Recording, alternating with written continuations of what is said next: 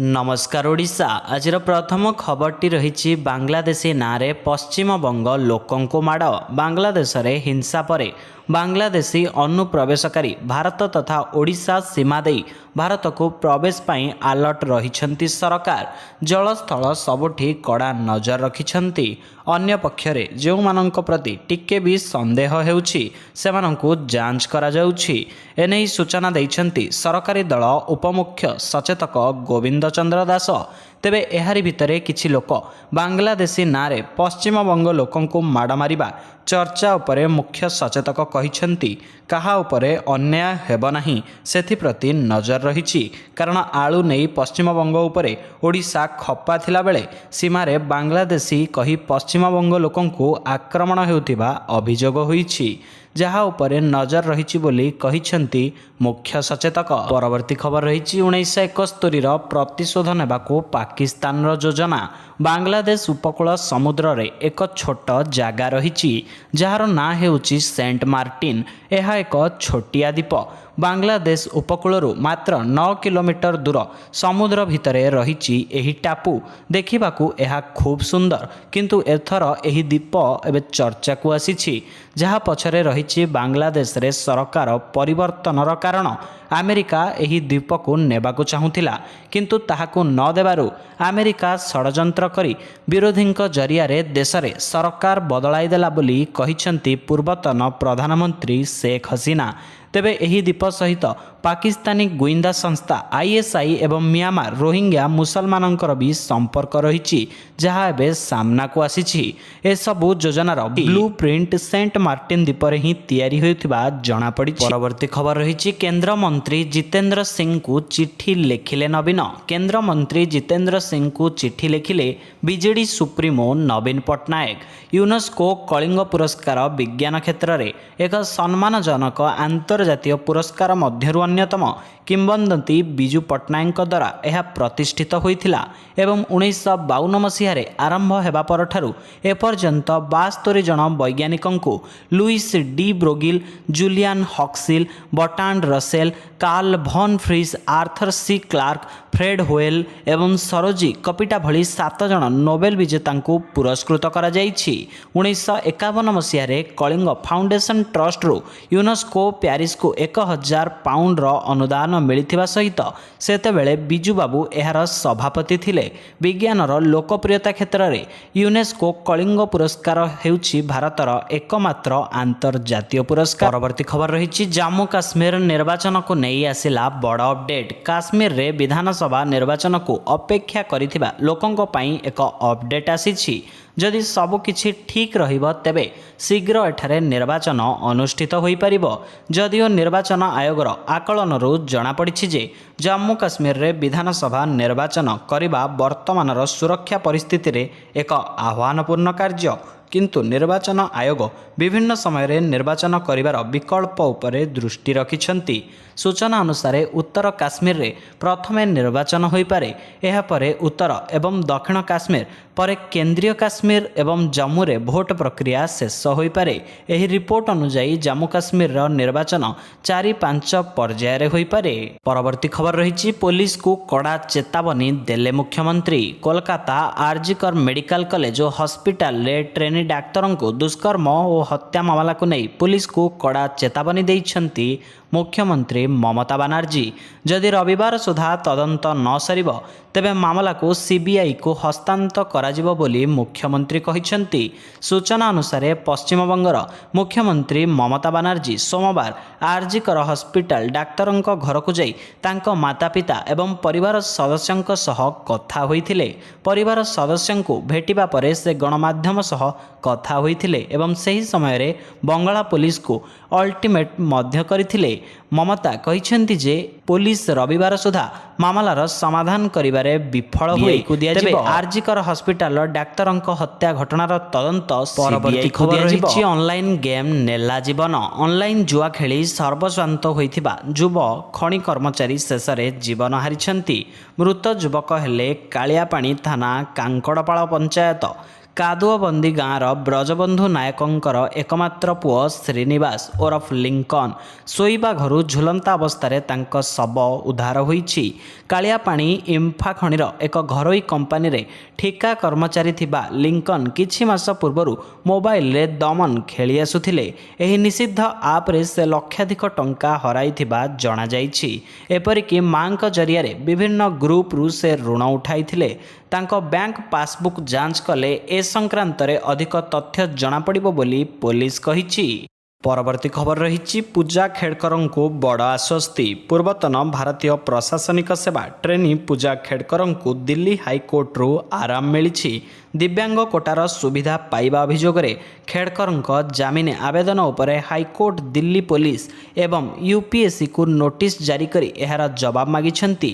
ପୂଜା ଖେଡକରଙ୍କ ଆଗୁଆ ଜାମିନ ଉପରେ ଶୁଣାଣି ଅଗଷ୍ଟ 21ରେ ହେବ। ସେ ପର୍ଯ୍ୟନ୍ତ ହାଇକୋର୍ଟ ତାଙ୍କ ଗିରଫଦାରୀକୁ ସ୍ଥଗିତ ରଖିଛନ୍ତି। ଜଷ୍ଟିସ୍ ସୁବ୍ରମଣ୍ୟମ ପ୍ରସାଦଙ୍କ ନେତୃତ୍ୱରେ ଏକ ବେଞ୍ଚ ଦ୍ୱାରା ଖେଡକରଙ୍କ ଜାମିନ ଆବେଦନ କରାଯାଇଥିଲା। ଏହି ସମୟରେ ବରିଷ୍ଠ ଓକିଲ ସିଦ୍ଧାର୍ଥ ଲୁଥ୍ରା ଖେଡକରଙ୍କ ପକ୍ଷରୁ ନରେଶ କୌଶିକ ୟୁପିଏସ୍ସି ପକ୍ଷରୁ ହାଜର ହୋଇଥିଲେ। ପରବର୍ତ୍ତୀ ଖବର ରହିଛି ପୁଣି ଦୁଇ ବିଧାୟକଙ୍କୁ ଝଟକା। ଦୁଇ ନିର୍ବାଚନୀ ଅନିୟମିତତା ମାମଲାରେ ହାଇକୋର୍ଟ ନୋଟିସ୍ ଜାରି କରିଛନ୍ତି।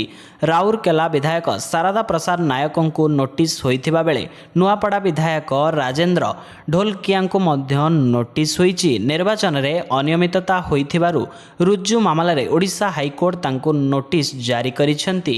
ନାମାଙ୍କନ ବେଳେ ମିଥ୍ୟା ସତ୍ୟପାଠ ଦାଖଲ ଅଭିଯୋଗରେ ନୋଟିସ୍ ହୋଇଛି। ସେପ୍ଟେମ୍ବର ମାସରେ ମାମଲାର ପରବର୍ତ୍ତୀ ଶୁଣାଣି ହେବ। ପୂର୍ବରୁ ବିଜେଡି ବିଧାୟକ ଧ୍ରୁବ ସାହୁ ଅରୁଣ ସାହୁଙ୍କୁ ମଧ୍ୟ ହାଇକୋର୍ଟ ନୋଟିସ୍ ଜାରି କରିଥିଲେ। ପରବର୍ତ୍ତୀ ଖବର ରହିଛି ଚଢ଼ିଗଲା ଟ୍ରକ୍ ଦମ୍ପତି ମୃତ। ନବରଙ୍ଗପୁର ଜିଲ୍ଲା କୁନ୍ଦେଇ ଥାନା ଅନ୍ତର୍ଗତ ରାବଣାଗୁଡ଼ା ଛକ ନିକଟରେ ଏହି ମର୍ମନ୍ତୁଦ ସଡ଼କ ଦୁର୍ଘଟଣା ଘଟିଛି। ହେଲେ ଦୁର୍ଘଟଣାରେ ବଞ୍ଚିଯାଇଛି ଦମ୍ପତିଙ୍କ 9 ବର୍ଷର ପୁଅ। ଆହତ ଶିଶୁଟିକୁ ଡାକ୍ତରଖାନାରେ ଭର୍ତ୍ତି କରାଯାଇଛି। ସକାଳେ ଦମ୍ପତି ଓ ତାଙ୍କ ପୁଅ ବାଇକ୍ ଯୋଗେ ଶିବ ମନ୍ଦିରକୁ ଯାଇଥିଲେ। ସେଠାରେ ମହାଦେବଙ୍କ ଉପରେ ପାଣି ଢାଳି ପୂଜାର୍ଚ୍ଚନା ସାରି ଘରକୁ ଫେରୁଥିଲେ। ରାବଣାଗୁଡ଼ା ଛକ ନିକଟରେ ଦମ୍ପତିଙ୍କୁ ଟ୍ରକ୍ଟି ଧକ୍କା ଦେଇଥିଲା। ପରେ ଦମ୍ପତି ତଳେ ଛିଟିକି ପଡ଼ିଯାଇଥିଲେ। ଟ୍ରକ୍ଟି ତାଙ୍କ ଉପରେ ମାଡ଼ି ଯାଇଥିଲା। ଘଟଣାସ୍ଥଳରେ ତାଙ୍କର ମୃତ୍ୟୁ ଘଟିଥିଲା। ପୁଲିସ ମୃତଦେହକୁ ଉଦ୍ଧାର ବ୍ୟବଚ୍ଛେଦ ପାଇଁ ପଠାଇଛି ଓ ଘଟଣାର ତଦନ୍ତ କରୁଛି। ପରବର୍ତ୍ତୀ ଖବର ରହିଛି ହ୍ୟାକ୍ ହେଲା ଟ୍ରମ୍ପଙ୍କ ପ୍ରଚାର ଅଭିଯାନ ଇମେଲ୍।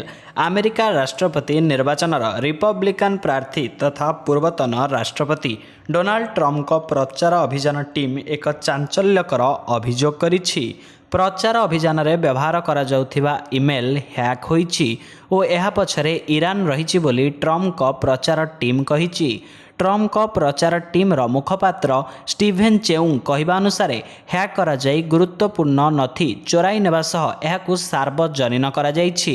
ଏହା ପଛରେ ଇରାନର ହାତ ଥିବା ଅଭିଯୋଗ କରାଯାଇଥିଲେ ମଧ୍ୟ ଇରାନ ସମ୍ପୃକ୍ତିର କୌଣସି ବଳିଷ୍ଠ ପ୍ରମାଣ ଉପସ୍ଥାପିତ କରାଯାଇନାହିଁ। ଅପରପକ୍ଷରେ ମାଇକ୍ରୋସଫ୍ଟ ପକ୍ଷରୁ ଏକ ପ୍ରକାଶ ପାଇଥିବା ରିପୋର୍ଟ ଦର୍ଶାଇଛି ବିଦେଶୀ ଶକ୍ତି 2024 ଆମେରିକା ପ୍ରଚାର କାର୍ଯ୍ୟକ୍ରମକୁ ପ୍ରଭାବିତ କରିବାକୁ ଉଦ୍ୟମ କରୁଛନ୍ତି। ପରବର୍ତ୍ତୀ ଖବର ରହିଛି ବାଂଲାଦେଶ ଭାରତ ସୀମାରେ ସୁରକ୍ଷା କଡ଼ାକଡ଼ି। ବାଂଲାଦେଶ ହିଂସା ଓ ଅରାଜକତା ଜାରି ରହିଛି। ଏହା ସହ ସଂଖ୍ୟାଲଘୁ ହିନ୍ଦୁଙ୍କ ଉପରେ ଆକ୍ରମଣ ଘଟଣା ମଧ୍ୟ ଦିନକୁ ଦିନ ବଢ଼ିବାରେ ଲାଗିଛି। ଇସଲାମୀୟ ମୌଳବାଦୀମାନେ ହିନ୍ଦୁ ବୌଦ୍ଧ ଖ୍ରୀଷ୍ଟିଆନଙ୍କୁ ହତ୍ୟା କରିବା ସହ ସଂଖ୍ୟାଲଘୁଙ୍କ ଘର ବ୍ୟବସାୟ ପ୍ରତିଷ୍ଠାନ ଆଦି ପୋଡ଼ି ଦିଆଯାଉଛି।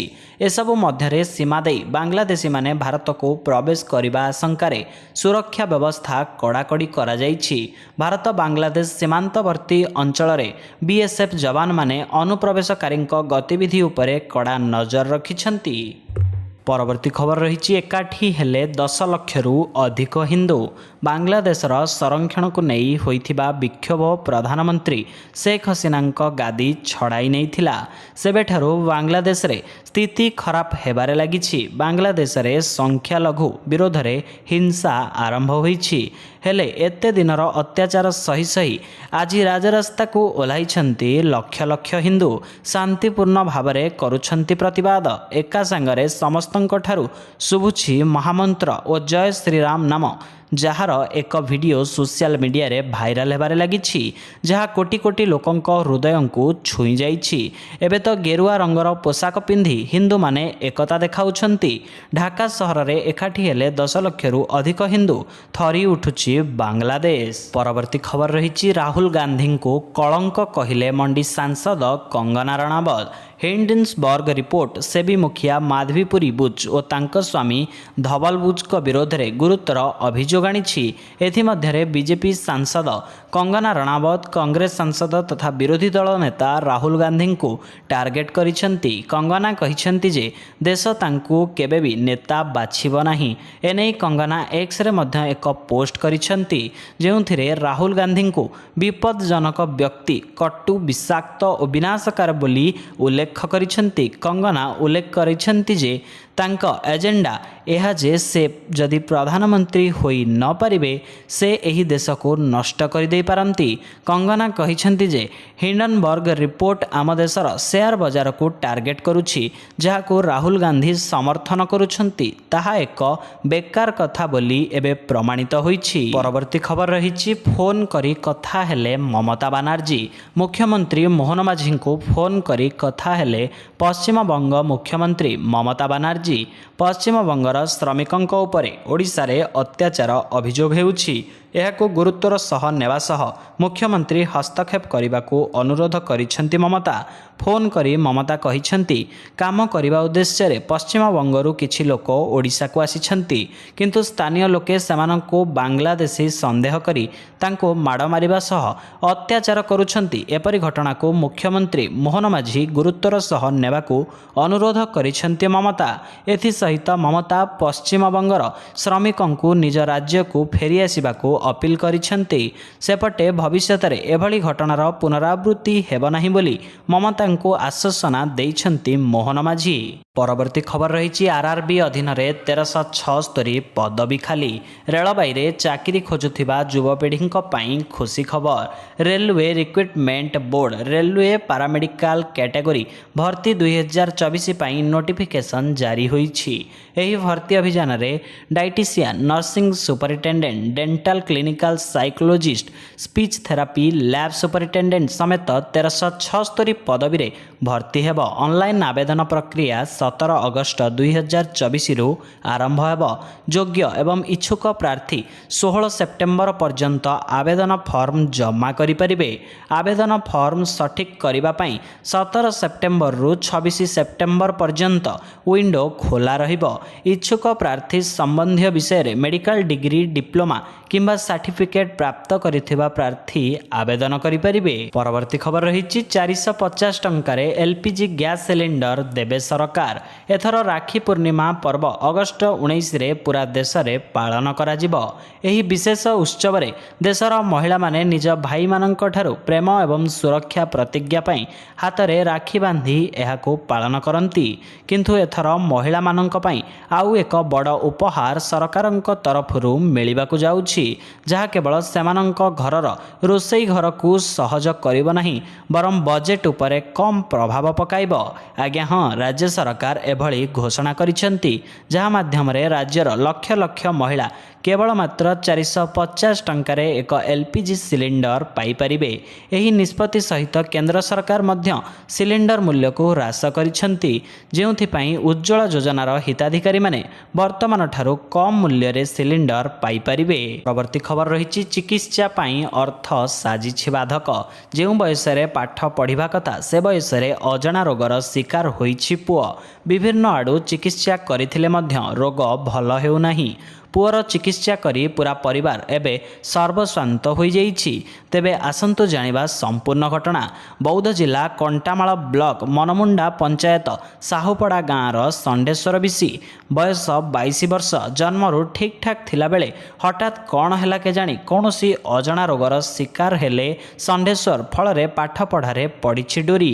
पुअर चिकित्सा पई बुर्ला डाक्तरखाना ठारू आरंभ करी कटक पर्यंत विभिन्न डाक्तरखाना चिकित्सा करिथिले मध्य रोग भल हेउ नाही।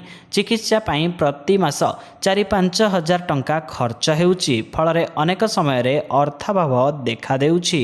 ରୋଗ ଯୋଗୁଁ ହାତ ଗୋଡ଼ ବଙ୍କା ହୋଇଯାଉଛି। ପରବର୍ତ୍ତୀ ଖବର ରହିଛି ଆଇଏସ୍ଆଇର ପୂର୍ବତନ ମୁଖ୍ୟଙ୍କୁ ଗିରଫ। ପାକିସ୍ତାନର ଗୁଇନ୍ଦା ସଂସ୍ଥା ଆଇଏସ୍ଆଇର ପୂର୍ବତନ ମୁଖ୍ୟ ଫୈଜ ହମିଦ ଗିରଫ। ଆଜି ତାଙ୍କୁ ପାକିସ୍ତାନ ସେନା ଗିରଫ କରିଛି।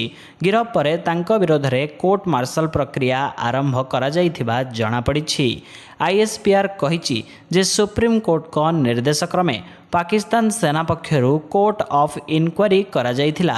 ଏହାପରେ ଲେଫ୍ଟିନେଣ୍ଟ ଜେନେରାଲ ଫୈଜ ଅହମ୍ମଦଙ୍କ ବିରୋଧରେ ଆସିଥିବା ଅଭିଯୋଗରେ ସତ୍ୟତା ଥିବା ଜଣାପଡ଼ିଥିଲା। ଏଥିପାଇଁ ତାଙ୍କୁ ପାକିସ୍ତାନ ସେନା ଗିରଫ କରିଛି।